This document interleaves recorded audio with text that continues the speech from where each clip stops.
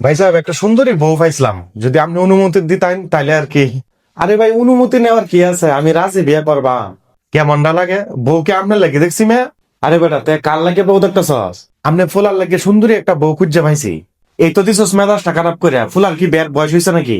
আপনার ফুলার তো 30 বছর পার হয়ে যাইতেছে গা, এখনো সময় হয়েছে না নাকি? তা দেরি আছে, দেরি আছে, ফুলার বিয়া অনেক দেরি আছে, অন্য সময় হয়েছে না, বাদ দিতে কথা। আপনার মাইয়ারও তো পর্যাপ্ত পরিমাণ বিয়ের বয়স হয়েছে। আপনার মাইয়ারও কিন্তু বিয়া দেওয়ার দরকার ভাই সাহেব।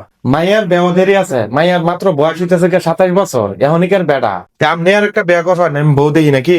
এই তো তুই এতক্ষণে একটা ভালো কথা কইছস, আমার লাগে তাড়াতাড়ি বউ দেখ, আমি বিয়া করবাম।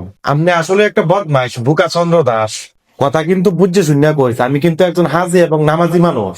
আপনি হাজি গাজি নামাজি সবকিছু ঠিক আছে, কিন্তু ফুলা মাইয়া তো উপযুক্ত বিয়ার বয়স হয়েছে, এই হকটা আদায় করুন না কেন? ফুলা মানে হক তো আদায় করবো আমি, কিন্তু আরো 10 বছর পরে। এরা তো এখন কাঁচা আগু। আপনি যে গাত্তেরা লোক, আপনারা বুঝানোর ক্ষমতা আমার নাই, তবে এতটুকু কথা শুনে রাখেন শুধু। কয়েলা কিতা কইবি তোর একটা কথা। কথাটা হইতাছে এটাই, মনে রাখেন যে ফোলা মাইয়া যখন হালাল কিছু না পাইবো, তখন কিন্তু হারামি মুখ দেওয়া শুরু করবো।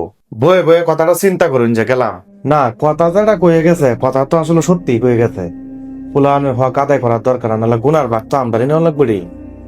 ভিডিওটা বেশি বেশি শেয়ার করে দিন, যে আল্লাহ তাআলা আপনারা ভালো রাখ, সুস্থ রাখ ও ফাঁসক্ত নামাজটা আদায় করেন। যে নামাজটা আদায় না করলে কিন্তু ফেরেশতারা ডান্ডা মারে টান্ডা করে বলবো, এটা তো আমার সব আপনার যত বড় প্রেসিডেন্টের ফলো হয় না।